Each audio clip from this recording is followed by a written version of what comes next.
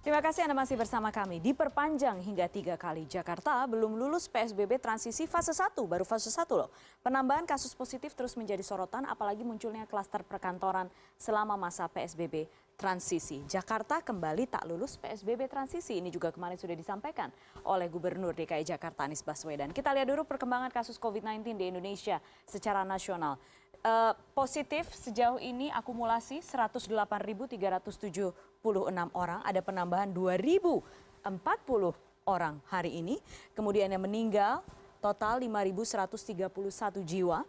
Ada penambahan 73 yang meninggal hari ini dalam 24 jam terakhir.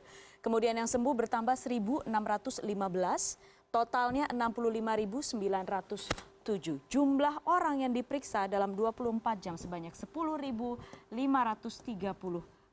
Masih termasuk sedikit dan jauh dari target yang selama ini diminta oleh Presiden Jokowi, yaitu paling tidak 30.000 orang dalam satu hari. Positivity rate, ini dia, positivity rate Indonesia masih tinggi, yaitu 12,5%. Ini yang harus menjadi perhatian. Artinya apa? Artinya kondisi masih belum aman.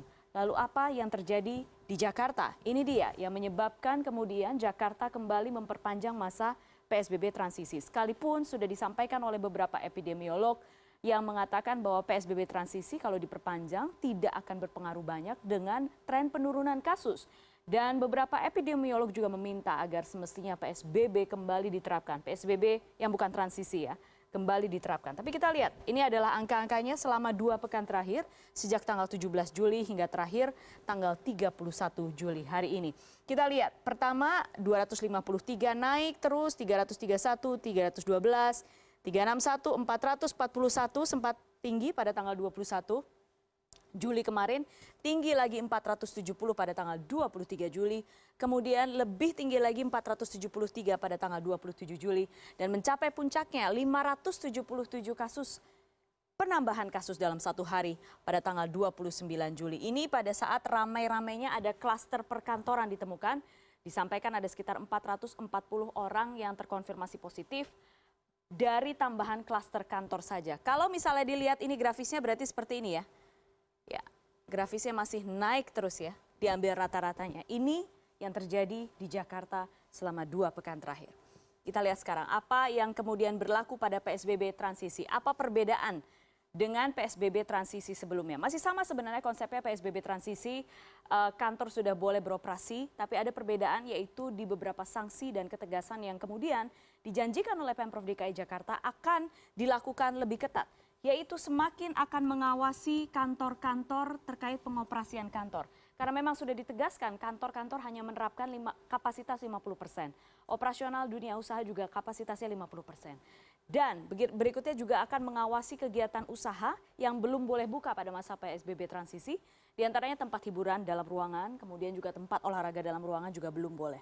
Lalu mulai akan diberlakukan kembali ganjil genap. Karena kalau misalnya Anda yang berada di Jakarta sudah mulai merasakan ada kemacetan, ganjil genap mulai berlakukan seperti biasa pekan depan jam 6 sampai 10 pagi dan 4 sore sampai 8 malam. Dan berikutnya ada denda progresif. Jadi Anda yang sudah pernah melanggar pada masa PSBB transisi, ada datanya, dan kalau melanggar lagi akan dendanya lebih berat diberikan. Jadi dendanya progresif, dan dendanya bertambah ya. Ini berlaku untuk warga ataupun untuk perusahaan. Dan berikutnya Pemprov juga akan mulai mengumumkan pelanggaran-pelanggaran yang dilakukan dunia usaha dan denda termasuk melakukan penutupan. Diumumkan di website Pemprov DKI Jakarta.